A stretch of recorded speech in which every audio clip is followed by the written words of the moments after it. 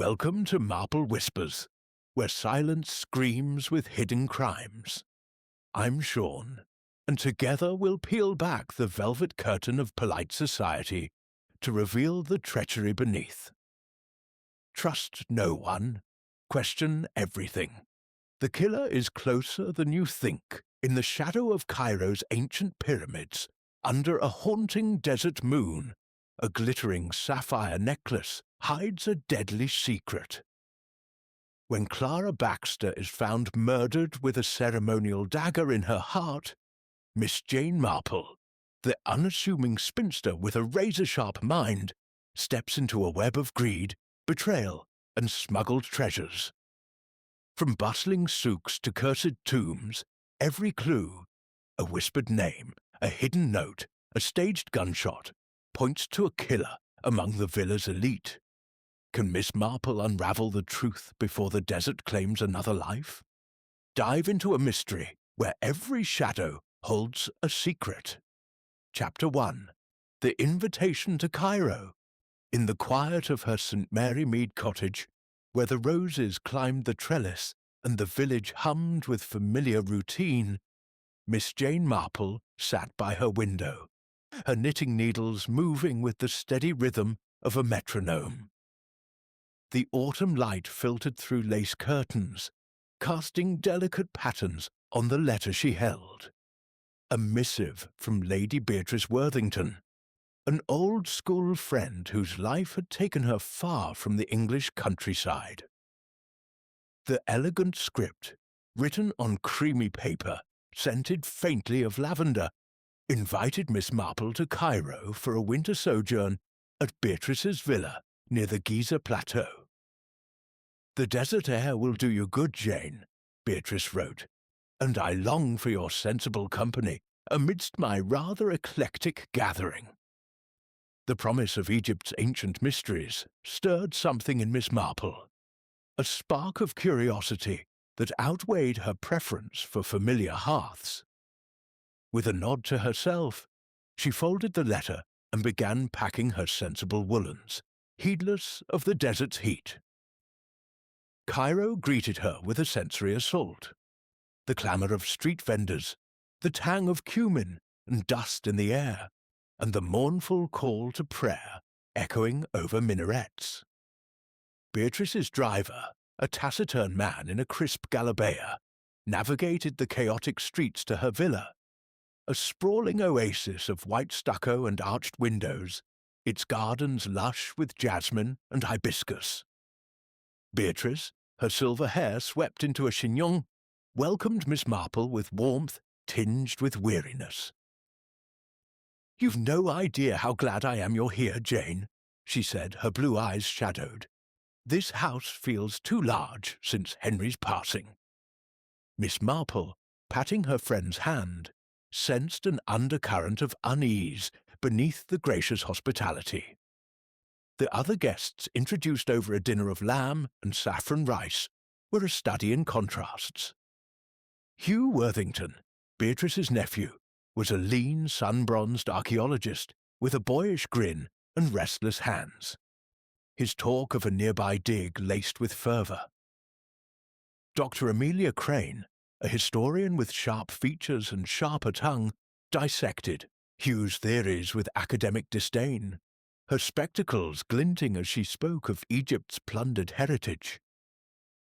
Leonard Baxter, a florid American financier, exuded wealth and confidence, his gold watch catching the candlelight as he boasted of his collection of rare artifacts.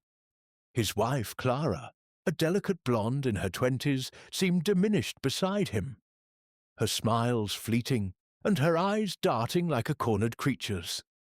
Mustafa, the villa's Egyptian butler, moved with silent precision, his dark eyes missing nothing as he served minted tea. As the meal ended, Hugh proposed a toast to his latest excavation, a site rumoured to conceal a forgotten pharaoh's tomb. "The desert holds secrets," he said, his voice alight with passion, "and I'm close to unearthing one." Leonard's interest was palpable, his questions probing the dig's potential treasures. Amelia scoffed, dismissing talk of curses as romantic nonsense, while Clara's fingers twisted her sapphire necklace, a gift from Leonard that gleamed like a captive star. Miss Marple, sipping her tea, noted the interplay. Hugh's enthusiasm, Amelia's contempt, Leonard's avarice, and Clara's quiet dread. It was, she thought, like watching a play where the script concealed darker truths. Later, as the guests retired to the veranda, the desert moon hung low, bathing the gardens in silver. Miss Marple, lingering with her knitting, overheard Clara's whispered plea to Hugh. "You must help me. I can't stay." The words cut off as Leonard called her inside. Miss Marple's needles paused, her mind filing the moment away. The night was still, the air heavy with jasmine, when a scream shattered the calm. Mustafa emerged from the shadows, his face ashen. "Mrs. Baxter," he said, his voice low, "she is dead." The guests rushed to the garden, where Clara lay beneath a palm tree, her silk dress pooling like liquid moonlight, a jeweled dagger buried in her chest. The blade, etched with hieroglyphs, glinted cruelly under the moon. Beatrice gasped, clutching Miss Marple's arm, while Leonard's face twisted in shock. Or was it something else? Hugh stared at the dagger, his own artifact, as if it had betrayed him. Amelia's lips tightened, and Mustafa stood apart, his expression unreadable. Miss Marple, her heart steady despite the horror, knelt briefly, noting the precision of the wound and the absence of Clara's necklace. The desert moon watched, silent and indifferent, as a mystery took root in its glow. Chapter 2. The scene of the crime. The desert night, heavy with the scent of jasmine and tragedy, wrapped Beatrice Worthington's villa in an uneasy hush as the scream's echo faded. Clara Baxter's body lay beneath the palm tree, her silk gown a stark contrast to the dark stain spreading across her chest. The jeweled dagger, its hilt carved with ancient symbols, protruded from her heart, catching the moonlight like an accusation. Miss Jane Marple, her shawl drawn tight against the sudden chill, stood among the shocked guests, her clear eyes absorbing every detail. The precise angle of the blade, the unnatural stillness of Clara's delicate hands, and the curious absence of her sapphire necklace, which had sparkled so vividly at dinner. Inspector Khalid, a lean man with a hawk-like gaze and a meticulously pressed uniform, arrived with two officers, their lanterns casting long shadows across the garden. His manner was calm but incisive, his questions delivered in precise English, tinged with an Egyptian lilt. He knelt beside Clara, examining the dagger without touching it. "An antique," he murmured, glancing at Hugh Worthington. "From your collection, Mr. Worthington?" Hugh, pale and dishevelled, nodded mutely, his earlier vitality drained. "It was displayed in my study," he said, his voice hoarse. "I don't know how it got here." The inspector's men cordoned off the scene, their movements efficient as they dusted the ground for footprints, though the dry sand yielded little. Miss Marple, invited to observe due to her reputation, Beatrice had mentioned her friend's knack for unravelling mysteries, stood quietly, her knitting bag tucked under her arm. She noted the dagger's placement, not a wild thrust, but a deliberate, almost ritualistic strike, as if the killer meant to evoke something beyond mere murder. She also observed Clara's expression, frozen in a fleeting look of surprise, not fear, which struck her as peculiar for a woman who had seemed so anxious all evening. Inspector Khalid gathered the household in the villa's drawing room, its high ceilings and ornate tapestries now oppressive under the weight of suspicion. Beatrice, her hands trembling, clutched a lace handkerchief, insisting Clara's death must be a robbery gone wrong. "Cairo is not what it was," she said faintly. "Thieves, perhaps, after her necklace."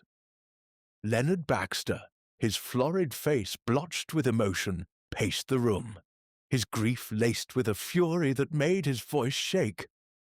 "She was my wife," he snapped at Khalid's probing. "Who would do this to her?"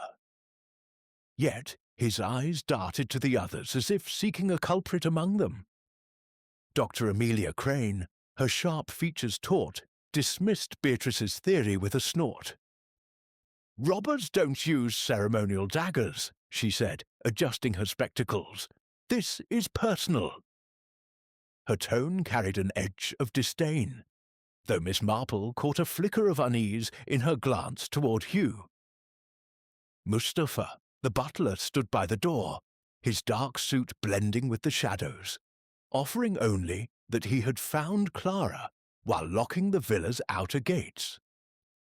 His impassive face revealed nothing, but Miss Marple sensed a watchfulness in him, like a man accustomed to secrets. Khalid's questions were methodical. Where had each person been after dinner? Beatrice had retired to her room, exhausted. Hugh claimed he was in his study, cataloguing artifacts. Amelia had been in the library, reviewing notes. Leonard said he'd stepped out to smoke a cigar on the veranda, alone. Clara, he insisted, had stayed behind to admire the garden. No one admitted to seeing her after the meal, though Miss Marple recalled Clara's whispered exchange with Hugh on the veranda, a detail she kept to herself for now. Her needles clicked softly as she listened, each answer weaving a tapestry of alibis, none entirely seamless. The inspector dismissed the guests but asked Miss Marple to linger. "Lady Worthington speaks highly of you," he said, his eyes appraising. "You see things others miss. What do you make of this?" Miss Marple, her voice gentle but firm, shared her observations. The dagger's precision, Clara's missing necklace, and the oddity of her expression. "She did not expect death," she said, "or at least not from the one who struck her." Khalid nodded, his face unreadable, and promised to investigate the dagger's origins further. As the household dispersed, Miss Marple slipped into the garden, her small flashlight cutting through the moonlit dark. The police had left, and the scene was quiet, save for the rustle of palm fronds. She knelt where Clara had fallen, her knees protesting the hard earth. The sand was disturbed, but not by struggle, more like something had been dragged or dropped. Her light caught a glint near the garden wall, half hidden by a jasmine bush. She reached down and retrieved a single sapphire bead, identical to those on Clara's necklace. Miss Marple tucked it into her handkerchief, her mind turning. The bead was too far from the body to have fallen naturally. Someone had been careless or hurried. Back in her room, Miss Marple sat by the window, her knitting untouched as she pondered. Clara's nervousness at dinner, her whispered plea to Hugh, and the missing necklace suggested a woman desperate, perhaps planning to flee. The dagger from Hugh's collection pointed to someone with access to the villa's private spaces. Leonard's anger seemed genuine, but Miss Marple had seen grief mask darker motives before. Amelia's scorn hid something, jealousy perhaps, or fear of exposure. And Mustafa, so silent, knew the villa's rhythms better than anyone. Could he have seen more than he admitted? She recalled a case in St. Mary Mead years ago, when a young wife's death had seemed a robbery, until a single earring, found in a flower-bed, revealed a lover's betrayal. Clara's situation felt different, yet the bead nagged at her, a clue as small but significant as that earring. The desert moon, now high, cast its cold light over Cairo, illuminating nothing but questions. Miss Marple's eyes narrowed. Murder, she knew, was rarely random, and the threads of this one, greed, fear, or betrayal, were already tangling in her mind. The villa slept, but Miss Marple did not. She opened her notebook, jotting down names and moments. Clara's fear, Hugh's dagger, Leonard's temper, Amelia's sharpness, Mustapha's silence. Somewhere among them lay the truth, as certain as the moon's rise. She closed her eyes, not to sleep, but to let her thoughts drift, like sand shifting to reveal what lay beneath. Chapter 3. Whispers of the Past. The dawn broke over Cairo with a golden haze, the muezzin's call mingling with the distant hum of the city stirring awake. Miss Jane Marple, seated at a wrought-iron table in Beatrice Worthington's garden, sipped her morning tea, her knitting resting beside her. The villa, still shadowed by Clara Baxter's murder, felt like a stage where the players moved with guarded steps. The sapphire bead, now tucked safely in her handbag, weighed on her mind, a tiny clue, like a dropped stitch in a complex pattern, hinting at a larger design. She had slept little, her thoughts weaving through the previous night's revelations, the ceremonial dagger, Clara's missing necklace, and the undercurrents of tension among the guests. Hugh Worthington, his face drawn from lack of sleep, approached her with a hesitant smile. "Miss Marple, would you care to see the dig site? I'd value your perspective." His invitation, though polite, carried a note of urgency, as if he sought to escape the villa's oppressive air. Miss Marple, sensing an opportunity to observe him away from the others, agreed. The drive to the Giza Plateau was brief, the desert unfolding in waves of sand under a sky of relentless blue. The excavation site buzzed with activity, labourers wielding shovels, sifting earth for fragments of history. Trenches crisscrossed the ground, revealing pottery shards and the faint outline of a stone doorway, half buried and ancient. Hugh guided her through the site, his enthusiasm for the work tempered by distraction. "This tomb," he explained, pointing to a partially uncovered chamber, "belongs to a minor pharaoh from the Middle Kingdom. We've found amulets, seals, but the workers whisper of a curse." His laugh was forced, his eyes darting to the labourers, who cast wary glances at the tomb. Miss Marple, unimpressed by talk of curses, noted a small amulet on a nearby table, its blue stone strikingly similar to Clara's necklace. "Did Mrs. Baxter visit here?" she asked, her tone mild. Hugh hesitated, then admitted Clara had come days earlier, fascinated by the amulet. "She said it reminded her of something she owned," he muttered, avoiding her gaze. Miss Marple's sharp eyes scanned the site, catching the labourer's unease and Hugh's fidgeting hands. She recalled a village scandal in St. Mary Mead, where a young man's nervous demeanour had betrayed his theft of church funds. Hugh's agitation suggested something unspoken, guilt, perhaps, or fear. As they returned to the villa, she filed away the amulet's resemblance to Clara's necklace, a connection too precise to be coincidence. Back at the villa, Beatrice, pale but composed, drew Miss Marple aside in the drawing-room, its walls adorned with faded Egyptian tapestries. "Clara was unhappy," Beatrice confided, her voice low. "She told me Leonard was controlling, perhaps dangerous. She feared he was entangled in something unsavoury, trading artifacts, she thought." Her words, delivered with the hesitance of one unaccustomed to gossip, struck Miss Marple as significant. Clara's desperation, hinted at in her whispered plea to Hugh, now took shape. A woman trapped, seeking escape. Dr. Amelia Crane, entering with a stack of papers, overheard Beatrice's words and scoffed. Clara was a fanciful girl, inventing dramas, she said, her tone cutting. Yet her eyes behind their spectacles betrayed a flicker of unease. Miss Marple, seizing the moment, asked casually, "Did you ever speak with Clara about her troubles, Dr. Crane?" Amelia's lips tightened. "She pestered me once, asking about selling antiquities. I told her to leave such matters to scholars." But then, as if regretting her sharpness, she added, "I saw her arguing with Mustafa last week, near the garden. She seemed frantic."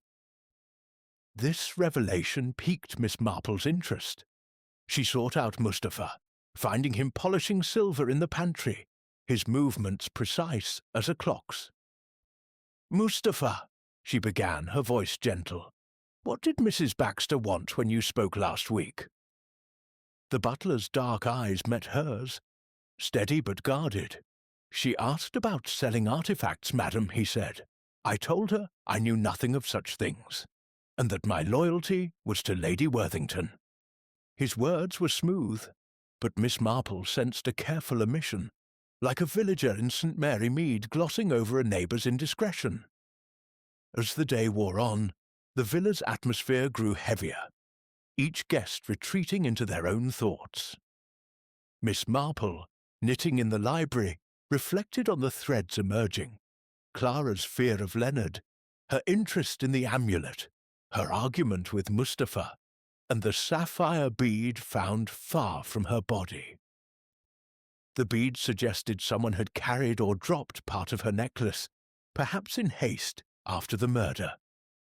Leonard's possible involvement in artifact trading added a new layer, one that might explain Clara's desperation and her death.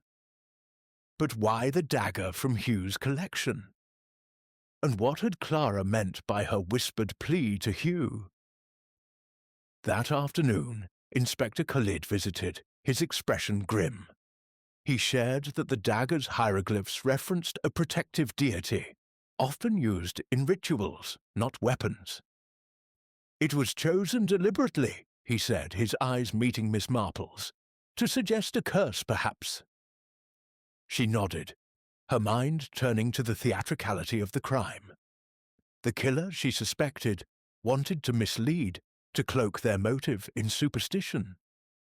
Khalid also revealed that Clara's necklace, valued at a small fortune, was still missing, deepening the mystery of the sapphire bead. As evening fell, Miss Marple wandered Stedwigium Villa's corridors, her soft steps unheard. She paused by Hugh's study, where a map of the dig site lay open, marked with cryptic symbols. A photograph caught her eye. Clara, standing at the excavation, holding the amulet Hugh had shown her.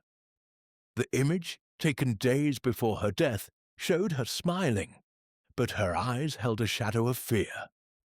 Miss Marple's fingers tightened on her knitting bag. Clara had known something about the tomb, the amulet or Leonard's dealings that had cost her life. The desert moon rose again, its light spilling through the villa's windows, casting long shadows. Miss Marple sat by her window, her needles idle as she pieced together the fragments. Clara's death was no random act. It was a knot in a larger web of greed, fear, or betrayal. The amulet, the necklace, the dagger, all pointed to the dig, to secrets buried not just in sand, but in human hearts. She thought of a St. Mary Mead spinster who had hidden her theft behind a mask of piety, and wondered who, in this villa, wore a similar mask. The truth, she knew, was close, waiting to be unravelled like a skein of wool. Chapter 4. Shadows in the Souk. The morning sun burned over Cairo, its heat pressing against the villa's thick walls, as Miss Jane Marple sat in the shaded parlour, her knitting needles clicking with a rhythm as steady as her thoughts. Clara Baxter's murder, now 2 days past, hung over Beatrice Worthington's household like a desert mirage, distorting, elusive, yet ever present. the sapphire bead Miss Marple had found near the garden wall, the ceremonial dagger from Hugh's collection, and Clara's whispered fears about her husband Leonard's dealings wove a pattern in her mind, intricate and incomplete. She sensed the truth lay not just within the villa, but in the pulsing heart of Cairo itself.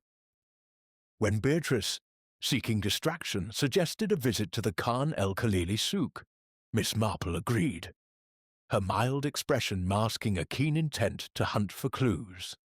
The souk was a labyrinth of narrow alleys, alive with the clamour of vendors hawking silks, spices, and brass lamps. The air carried scents of cardamom and leather, mingling with the dust kicked up by passers-by. Miss Marple, her sensible hat shielding her from the sun, moved with Beatrice through the throng, her eyes sharp behind their unassuming gaze. She noted the faces, merchants with practiced smiles, tourists haggling clumsily, and locals slipping through the crowd with purpose. It was, she thought, like St. Mary Mead's market day, but magnified, a place where secrets could be bartered as easily as goods.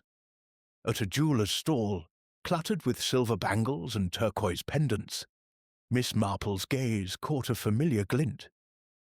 A sapphire bead, identical to the one from Clara's necklace, strung into a delicate bracelet.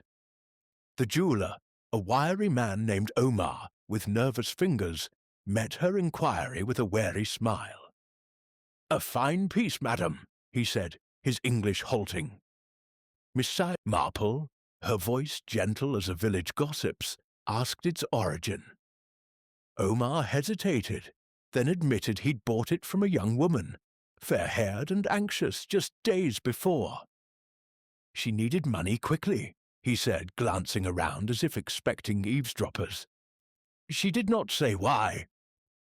Beatrice, clutching her parasol, paled at the description, clearly recognizing Clara. Miss Marple pressed further, her tone disarming. Did she mention anyone else? A buyer, perhaps? Omar's eyes flickered. She spoke of a man called the Scorpion, he whispered. He buys rare things, no questions asked. But I told her I do not deal with him. Miss Marple nodded, her mind filing away the name. A shadow in Cairo's underbelly, trading in secrets and stolen treasures. The bracelet, she noted, was incomplete, missing several beads as if hastily assembled. She thanked Omar, slipping the information into her mental tapestry like a new thread. Back at the villa, Miss Marple shared her findings with Inspector Khalid, who arrived to update her on the investigation. His hawk-like eyes narrowed at the mention of the Scorpion. A name whispered in Cairo's darker corners, he said. An artifact smuggler, elusive, possibly a front for a larger ring. He confirmed that Clara's necklace, valued at thousands, remained missing, and the dagger's hieroglyphs suggested it was stolen from a temple site, not Hugh's dig. Miss Marple, her knitting idol, suggested the necklace's sale might have been Clara's attempt to escape her marriage, a theory Khalid noted with respect. The household, meanwhile, grew taut with suspicion.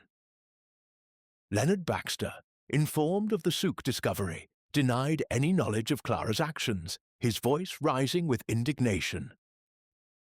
She had everything she needed, he barked, his gold watch glinting as he gestured.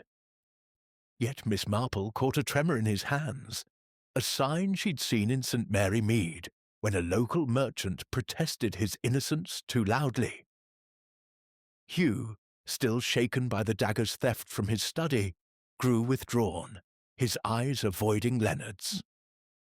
Dr. Amelia Crane, overhearing the exchange, muttered about foolish women meddling in men's affairs, but her sharp tone faltered when Miss Marple mentioned the Scorpion. Mustafa, serving tea, remained a silent presence, his dark eyes tracking every word. That evening, as the desert moon rose, casting its silver veil over the villa, a gunshot shattered the quiet. The household rushed to Hugh's study, where he stood clutching his arm, blood seeping through his sleeve. "Someone shot at me," he gasped, pointing to a shattered window. The bullet, embedded in the wall, had missed him by inches. Inspector Khalid, summoned urgently, examined the scene, noting the bullet's high trajectory. Too high, Miss Marple thought, to be a serious attempt at murder. A warning, perhaps, or a staged distraction. Hugh claimed he'd seen a shadow outside, but no face. Miss Marple, peering at the window, noticed a faint smudge of sand on the sill, as if someone had leaned there briefly. In the drawing room, as Khalid questioned the guests, Miss Marple sat quietly, her needles resuming their rhythm. Leonard, his face flushed, insisted he'd been in his room, though his cigar case was suspiciously absent. Amelia claimed she was in the library, her notes scattered as proof, but her hands trembled as she adjusted her spectacles. Beatrice, near tears, said she'd been writing letters, while Mustafa reported securing the villa's gates, as was his habit. Miss Marple, observing their faces, recalled a St. Mary Mead incident where a staged theft had masked a deeper crime. The gunshot, she mused, felt theatrical, meant to shift focus from Clara's murder. Later, alone with Khalid, Miss Marple shared her suspicions. The shot was not meant to kill, she said, her voice soft but certain. It draws attention, muddies the waters. She mentioned the sand on the sill, suggesting someone familiar with the villa's layout. Khalid nodded, his expression thoughtful.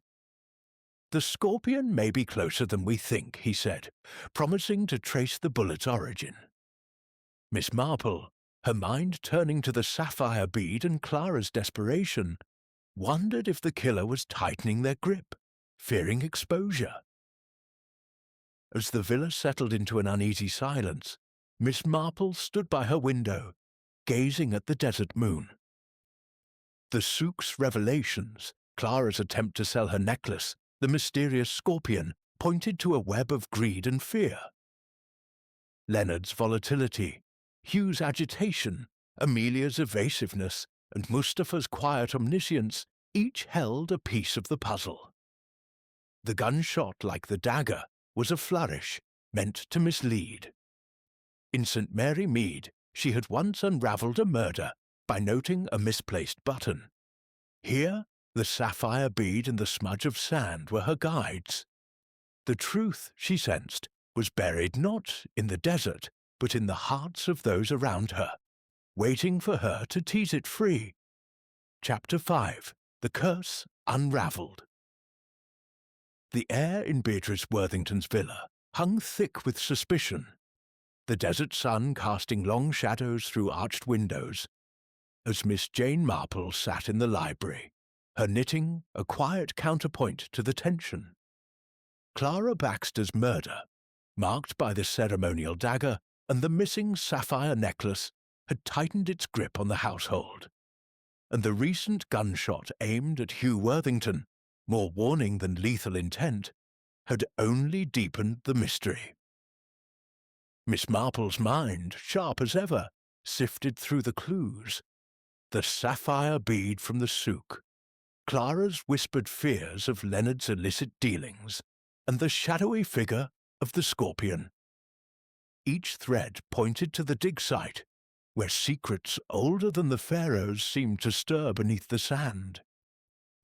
Beatrice, her face drawn, clung to the notion of a tomb's curse, her voice trembling as she spoke of ancient wrath.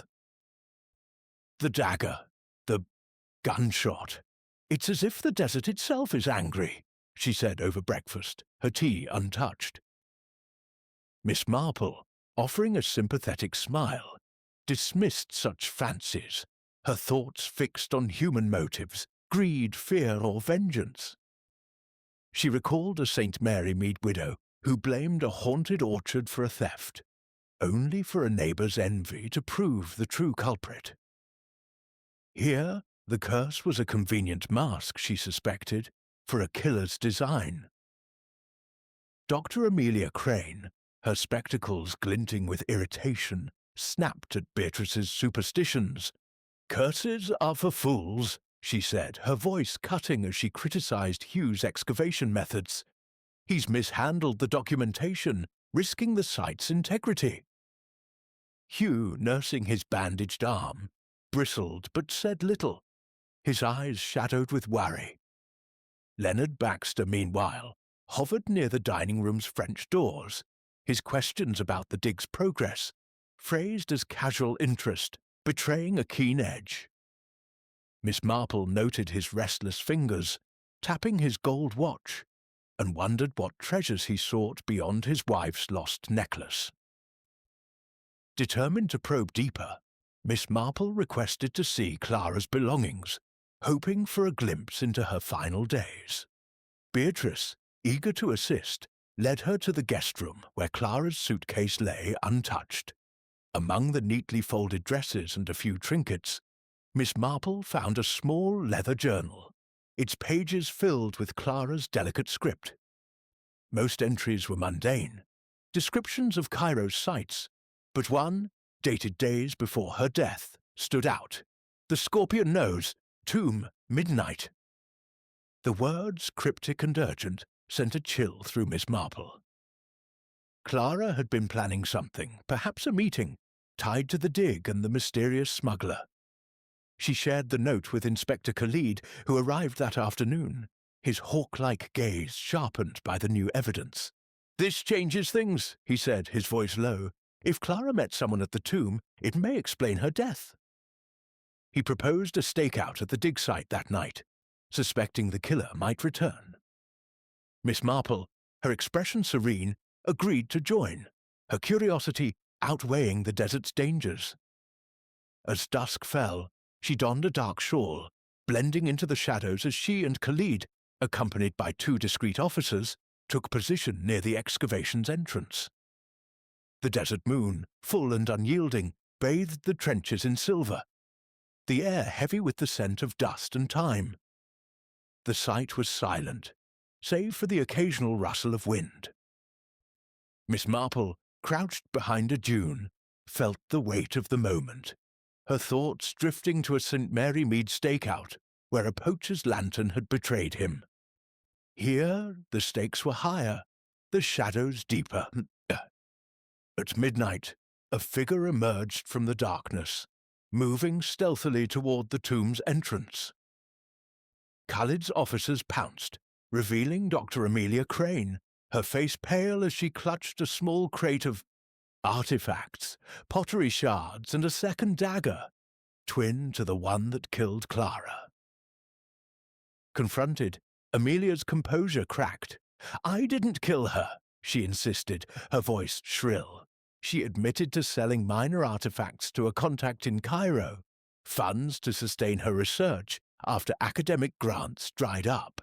"Clara found out," she said, her hands trembling. "She threatened to expose me unless I helped her sell that wretched necklace. I refused, but she wouldn't listen." Miss Marple, her eyes narrowing, noted Amelia's fear, but doubted her full innocence. The second dagger, etched with the same hieroglyphs, suggested a deeper connection to the murder weapon. Why had Amelia hidden it, and how had it reached her hands? Khalid confiscated the crate, promising further investigation, and released Amelia to the villa under watch. Miss Marple, walking back through the moonlit sand, pondered the night's revelations. Amelia's smuggling confirmed Clara's suspicions of illicit dealings, but the dagger's presence raised questions. Had Amelia supplied it, knowingly or not, to the killer? Or was she a convenient scapegoat, her greed masking another's guilt? The note's mention of the Scorpion and midnight suggested Clara had sought a meeting, perhaps to sell her necklace or expose a larger scheme. The gunshot at Hugh, Miss Marple mused, might have been a ploy to distract from this very night. Back at the villa, the household was roused by the commotion. Leonard, his face flushed, demanded answers, his anger barely contained. "This is madness!" he shouted, glaring at Amelia. Hugh, pale, said nothing, his eyes fixed on the crate. Beatrice, wringing her hands, pleaded for calm, while Mustafa, ever silent, served coffee with an air of detached precision. Miss Marple, settling into a chair, resumed her knitting, her mind racing. The second dagger linked the murder to the dig, but the killer's identity remained elusive. Leonard's volatility, Hugh's reticence, Amelia's desperation, and Mustafa's quiet omniscience each held a piece of the puzzle. As the night waned, Miss Marple stood by her window, the desert moon casting its cold light. The stakeout had revealed a thread, but the tapestry was far from complete. Clara's journal, the sapphire bead, the daggers and the scorpion formed a pattern, one she felt close to unravelling. In St. Mary Mead, a misplaced letter had once exposed a blackmailer. Here, a single note had led to a midnight discovery. The killer, she sensed, was growing reckless, their careful staging, dagger, gunshot, curse, beginning to fray. She closed her eyes, letting the threads of motive and opportunity align, certain that the next clue would bring her closer to the truth buried beneath Cairo's sands. Chapter 6. The Truth Beneath the Sands. The desert moon hung low over Beatrice Worthington's villa, its silver light casting an ethereal glow through the drawing-room's arched windows, where Miss Jane Marple sat with her knitting. Her needles still as her mind wove through the tangled threads of Clara Baxter's murder. The past days had revealed much.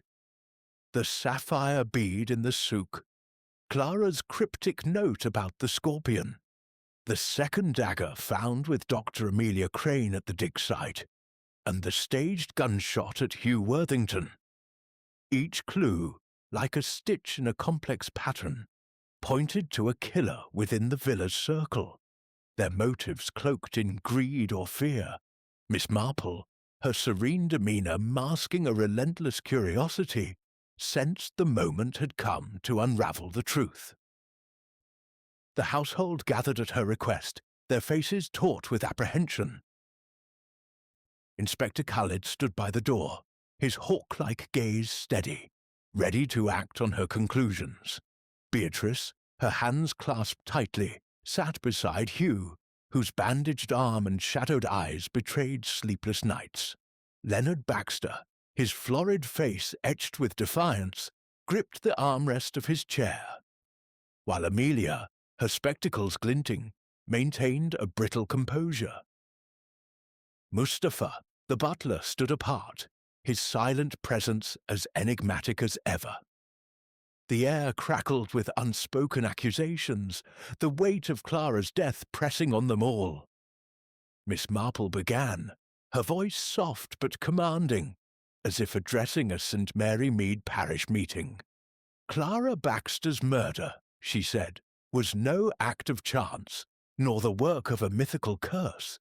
It was deliberate, planned to mislead us with its theatrical flourishes. She recounted the clues. The ceremonial dagger, stolen from Hugh's study, driven with precision into Clara's heart. The sapphire bead, found not where her body lay, but near the garden wall. And Clara's note, the scorpion nose, tomb, midnight, hinting at a desperate plan. Clara, she continued, was trapped in a marriage that stifled her, seeking to sell her sapphire necklace for freedom, but someone saw her actions as a threat. Her eyes swept the room, pausing on Leonard. Mr. Baxter, you spoke of Clara's extravagance, yet she sold her necklace in secret. Why? Leonard shifted, his jaw tightening. She was foolish, he muttered. I gave her everything. Miss Marple shook her head. No, she feared you. She told Beatrice of your dealings, artifacts perhaps traded illicitly. Leonard's face darkened, but he said nothing. She turned to Amelia, whose smuggling had been exposed at the dig. "Dr. Crane, you admitted Clara discovered your sales to the Scorpion. You claimed you refused her, but the second dagger in your crate suggests a deeper involvement." Amelia's lips parted in protest, but Miss Marple raised a hand. "You did not kill her, I think, but your greed provided the tools." Amelia's shoulders sagged, her defiance crumbling. Miss Marple's gaze settled on Hugh. "Mr. Worthington, Clara sought your help, whispering to you on the veranda. Your dagger was used, and the gunshot at you, a warning, not a kill, came from someone who knew your study's layout." Hugh's eyes widened, but he remained silent, his fingers twitching. She then addressed Mustafa. "You moved Clara's body, you said, to protect Lady Worthington, but your knowledge of the villa, your access to every room, makes you a shadow in this drama. Did you see more than you've told?" Mustafa's expression flickered, and he spoke, his voice low. "I saw Mrs. Baxter in the garden that night, arguing with someone. I thought it was Mr. Worthington. When I found her dead, I moved her to avoid scandal for my lady." Miss Marple nodded, her mind fitting his confession into place. The body's relocation explained the sapphire bead's odd position, dropped in haste as the killer fled. She turned back to the group, her voice steady. Clara's death was staged to evoke the tomb's curse, to distract from a simpler truth. The dagger, the gunshot, these were flourishes to confuse us. But the bead, the note, and Clara's fear point to one person. Her eyes fixed on Leonard. "Mr. Baxter, you are the Scorpion. Clara discovered your smuggling, perhaps through Amelia's contacts. She planned to sell her necklace to escape you, but you learned of her meeting at the tomb. You killed her in the garden, using Hugh's dagger to cast suspicion, and staged the gunshot to muddy the waters further." Leonard's face contorted, his hands clenching. "This is absurd!" he shouted. "I loved her." But Miss Marple pressed on, her tone unwavering. "You moved her body, but not far enough. The sapphire bead fell as you carried her necklace, which you hid in your safe, believing it safe from scrutiny." She glanced at Khalid, who nodded, having searched the safe earlier that day. "The necklace is there, is it not?" she asked. Leonard's silence was answer enough. Khalid stepped forward, producing the sapphire necklace, its gems catching the light. Leonard's shoulders slumped, his defiance breaking. "She was going to ruin me," he muttered, "exposing my deals, running off with my money. I couldn't let her." His confession, raw and bitter, filled the room. He had confronted Clara in the garden, enraged by her betrayal, and struck with the dagger, intending to frame Hugh. The gunshot, he admitted, was a desperate ploy to shift suspicion, fired from outside with a pistol, now buried in the desert. Miss Marple sat back, her knitting resumed, its rhythm a quiet coda to the revelation. In St. Mary Mead, she had once unmasked a murderer by noting a misplaced teacup. Here, a bead and a note had sufficed. The room exhaled, Beatrice's tears mingling with relief, Hugh's face clearing of guilt, and Amelia's expression softening with shame. Mustafa, his loyalty vindicated, inclined his head slightly, a gesture of respect. As Khalid led Leonard away, Miss Marple gazed at the desert moon, its light now a witness to truth rather than mystery. The killer had woven a clever tapestry, dagger, curse, gunshot. But human nature, as always, betrayed itself. Greed and control, she mused, were as old as the pyramids and as predictable. The villa, freed from its shadow, seemed to breathe again. Its jasmine-scented air, lighter under the moon's watchful gaze. Chapter 7. The desert moon sets. The desert moon, waning now, cast a softer light over Beatrice Worthington's villa.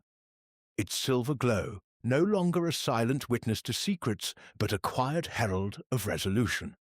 Miss Jane Marple sat in the drawing-room, her knitting needles moving with their familiar cadence, as the household gathered one final time. Leonard Baxter's confession, extracted under the weight of her relentless logic, had lifted the pall of Clara's murder. Yet the air held a lingering melancholy, like the last notes of a requiem. The sapphire necklace, recovered from Leonard's safe, lay on a table, its gems catching the lamplight, a glittering reminder of greed's cost. Miss Marple, her serene gaze sweeping the room, felt the threads of the case knitting together, each stitch a lesson in human frailty. Inspector Khalid, his hawk-like eyes softened by gratitude, stood by the fireplace, addressing the group. "Mr. Baxter will face justice in Cairo," he said, his voice steady. "Thanks to Miss Marple, we've unraveled a crime disguised as myth." Beatrice, her face pale but composed, dabbed her eyes with a lace handkerchief. "Jane, how can I thank you?" she murmured. "You've saved us from this nightmare." Miss Marple smiled gently, her thoughts drifting to St. Mary Mead, where a misplaced knitting skein had once revealed a thief. "People are much the same everywhere," she said, "whether in a village or a desert." Hugh Worthington, his arm still bandaged from the staged gunshot, sat with a new resolve. The dagger's theft from his study had shaken him, but Miss Marple's clarity had restored his purpose. "I'll ensure the dig is conducted properly," he said, his voice firm. "No more whispers of curses or smuggling. The artifacts belong to Egypt." His sincerity, Miss Marple noted, echoed a young St. Mary Mead curate who had vowed to right a wrong after a scandal. She nodded approvingly, sensing his redemption. Dr. Amelia Crane, her sharp features softened by humility, stood apart, her spectacles catching the light.